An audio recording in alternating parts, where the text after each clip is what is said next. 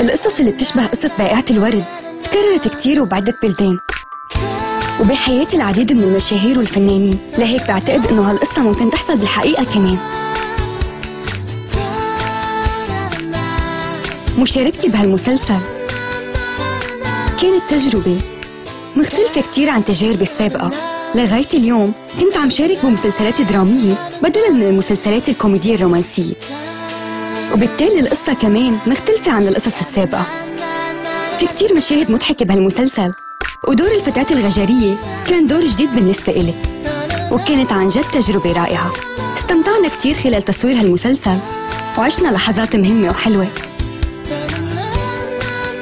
أكتر مشهد مضحك بالنسبة لإلي كان بالجزء الثاني لما بهية كان بدها تحمم لميس، بس لأنه الحمام كتير صغير وبهية حجمها صغير كانت عم تحاول تحممها بإيد وحدة وتهدي حالها بالإيد الثانية، كانت تقريبا رح توقع بالحمام وبالآخر ما قدرت تحمم لميس.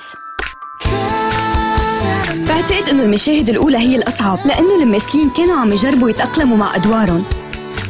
فخلال مشهدي الأول بهالمسلسل كنت بالشارع، كان في كتير ناس حوالي 500 شخص تقريبا، وأغلبهم ما كانوا عارفين إننا عم نصور مسلسل.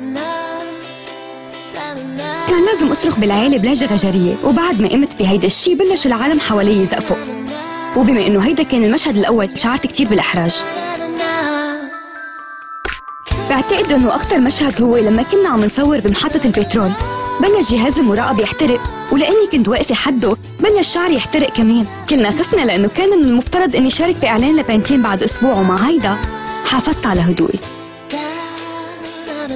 في كتير مشاهد حبيتها بهالمسلسل، لهيك من الصعب اختار أي مشهد بحبه أكتر شي. حبيت كتير من الممثلين وعن جد استمتعت بالعمل معهم، كلهم ممثلين جيدين وعندهم خبرة كبيرة. بتمنى تمضوا أوقات رائعة وتستمتعوا بهالمسلسل قد ما استمتعنا. هاي أنا لميس، إن شاء الله تكونوا مبسوطين.